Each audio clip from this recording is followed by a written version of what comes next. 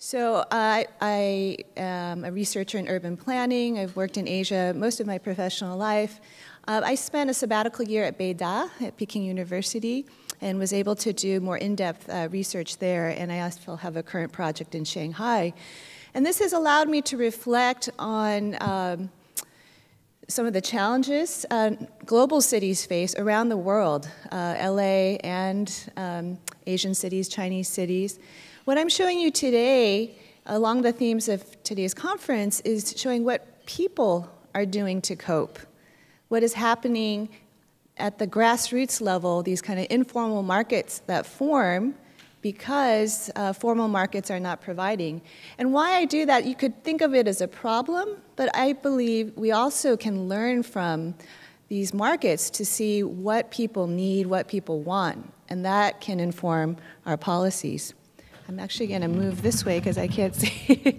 Okay. So, you know, as Clayton mentioned, there's a lot of exciting possibilities because of technology, and there's been a move to thinking that we can be smarter about cities, and a lot of that has been dependent on remote data, which is very promising. There's a lot of things you can do with it. But I think our biggest challenge is not the data. It's how we theorize the data, what we're assuming with the data, what we can do with it. And so there's a lot of assumptions that we are realizing are problematic about the way we get data and what we look for, what we assume, about who we think is in the city, how we think we should be living in the city. And I'm sure you're all aware we're at a historic moment in human history where the first time more people are living in cities than not. It's a major change in our history as human beings, and it's presenting a lot of challenges.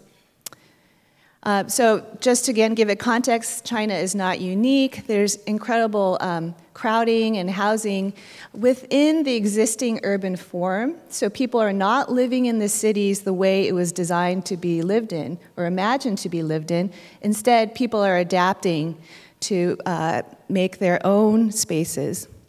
These are crowding situations around the world, including right near USC campus on the bottom right. So these are exceeding the building code regulations about how densely you can live together. Asian cities have some of the most dense living conditions. This is in Hong Kong, where people are really pushing the limits of how tightly can we live together in the city. Because, as I said, for the first time in human history, so many people are coming to this city, we're seeing density levels beyond what we've seen before. So, meanwhile, in China, we've seen an incredible amount of construction, city building, right? And there's been really strong city planning. A lot of things have been built in a rational way. And so, at first blush, it looks like an incredible success because in other places, when you have such rapid urbanization, usually there's widespread squatter settlements and formal settlements that develop because the formal market cannot supply. The UN noted that China seemed to be an exception, that it seemed to grow cities without having squatter settlements or informal settlements around the edges of the city. But actually, what we've been finding is it's another kind of informality, something I call informality 2.0, or a hidden informality. The informality is hidden within the formal structure, so you can't see it as easily, but it's there. And this is a trend I see not only in China, but in other global cities. As we become more and more formalized, the informality is getting hidden. And again, to give context, I like what Clayton also did. We had the same kind of issues that we're going to see in China. This is in New York City at the turn of the 19th century, where we had our rapid urbanization period. And we had a large flow of immigrants, and a lot of them were making do. This is a basement apartment where there's intense crowding and public health issues. So I'll show you two cases of this kind of hidden informality. One is when I spent a year in Beijing. I was researching the underground housing market. This is literally underground, under buildings, former bomb shelters and basements. So in a city, regional area, metropolitan region with roughly 23 million people, there we found roughly 1 million underground apartments, and distributed all across the city. And that's because by code, with all the incredible amount of construction going on, all builders are required to build underground space, even now, the bomb shelters and the basements. And so with all that above ground construction is a whole subterranean city level that people are not aware of. And what has happened is for decades, the government actually encouraged the use of that underground space, given the housing shortages, for economic use during peacetime. And so there were actually certificates of use you could get from the government to make apartments in the bomb shelters. So again, for those who are not familiar, this is some apartment buildings that I visited. There are 3 entrances, 2 from within the building and 1 a little entrance outside that all connect to a whole underground layer that has been subdivided into very small housing units. And so to give you a sense of what it might look like, these are some images.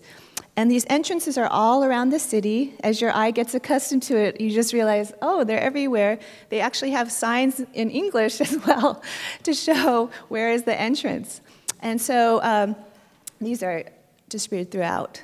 So one thing we did is to study this market that has developed. And what I found was the market is online, as many things are in China. So we used Baidu, and there's a whole huge classified ad section where people were putting out ads for renting out these units. And they say the location, they say how big it is, what kind of amenities are there, a whole bunch of data. So we scraped this data from the internet, and we mapped it, and we studied it statistically. And these are some images of what the very nice ones look like underground. And so again, what I would like to focus on today is what can we learn from this market that has developed that can inform policy. One is it's providing a price level for rental housing that doesn't exist. The median price for these ones were roughly 436 yen. And given later we did interviews of the kinds of people living down there and what kind of jobs there were, we guesstimate that it's roughly 30% of their income, which is a rule of thumb generally different planners use to say that's an affordability level, which means that they can actually save money. They're trying to amass some savings. We could see also that I think the biggest finding from, I won't show you all the statistical analysis, but what their demand reveals, given all the trade-off in choices they're making, is that location is paramount. They want to be close to their job. That's so important, they're willing to live underground. They don't care that it's so small and that it's not the good air or good light, but they can be very close to their job. And then as we spent the year there, and I had a whole fleet of students going out and interviewing people, what we found was surprisingly low willingness to pay for public transit. They would not take the subway, very rarely take the bus. They want to walk to work. They want to be within 15 minutes of their job. So this is showing the extreme nature of the demand, that that's one of the most important things for them, and something that we have to contend with, that they are revealing their preference. They're going to go to this extreme to meet that demand. Sorry. So this is an interesting point of dialogue with official policies. So the official policies have been trying to move people out of the city because it's so dense and crowded. And it's a common approach that many cities around the world have tried, but without success, because that demand to be close to jobs is overriding everything else. But China is going to pursue this policy of deconcentration. They're going to move many functions outside of Beijing, and they've created this large metropolitan, it's a regional kind of urban area where they want to move people out and then train them in to commute to work. And so it's combining Beijing, Hebei, and this new city, as you can see here. And so this is what's being implemented right now. And so you could see, there's been also a focus to move low education migrants out of the city as well, right? But then the question is, who is going to be the service sector? The kinds of people that we interviewed, who is living underground, were really everyday people. They were the waiters, waitresses, they were the store clerks ringing up your bill. Where are those people going to live? And they've expressed a very strong desire to be very close to work and to be able to walk, to pay very low rent and very low commute costs. Another question it raised for us that was really intriguing, we worked with the Beijing Planning Office, is to assess, is it possible to live underground in a safe, humane way? So this is an example of one of the better underground apartments. So it could really be a design issue. Because they were built to code, there's actually regulations about infrastructure hookups such as water and electricity, 3 egresses out. It could be a safe, livable place. And so what is the best use of this underground space? And something we can talk about later is the really unique thing for public finance economists is because it's underground, it keeps it affordable, and it means that low-income people can be in good locations within the city. That's the intriguing thing. We can actually see a revealed preference that we couldn't see in other kinds of cities where we have, locational differences. I will present quickly the Shanghai case. So then we tried to do this again in Shanghai, but instead of underground, most of the underground had already been evicted out, and Beijing is in the process of eviction as well of the underground apartments. We stumbled upon an even larger market called the group rental market. And these are not only in Shanghai. We did a quick scan of those classified ads in major cities around China, and these markets exist in other cities. It's, Beijing is a little unusual, like Tianjin. They have the geology to support a lot of underground space, but that's not in every Chinese city. But group rental is a different kind of phenomenon. Essentially, it's crowding into units, and so you're renting a bed in a room full of beds, like a dormitory. So again, to give you a sense of what I'm talking about, within the normal-looking buildings, we went into an office building.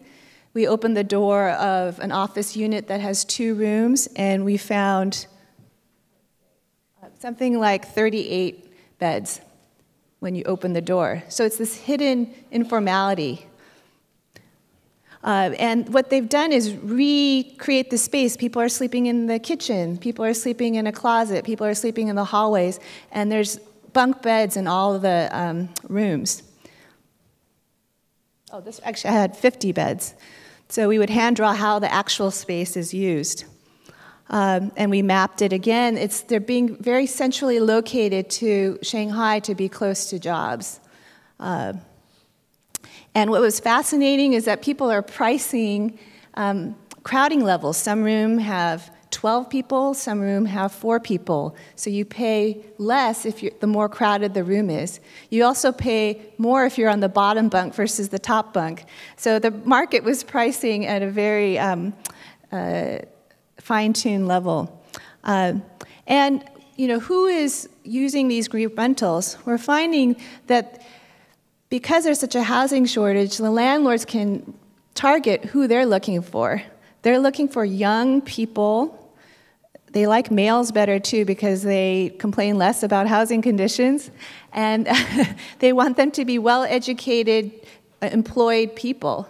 The concept me and my doctoral student are working on now is that this might be a city starter market. People who've just graduated from college, they can't afford housing, and essentially they're still living in a dormitory, an even more crowded dormitory.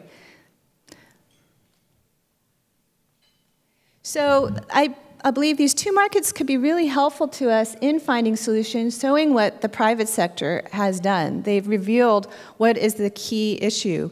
For them, what people have revealed is the primacy of being near jobs. And so the issue is, how do you make worker housing close to jobs for different employment levels? And we will see how this new city plan works out, but across time in different places, governments have not been able to stop people from coming to the city. The only way to stop that is if their jobs aren't there. And we do see some movement towards secondary cities with the relative trade-off costs. But people are showing that they want to be located very close to their job.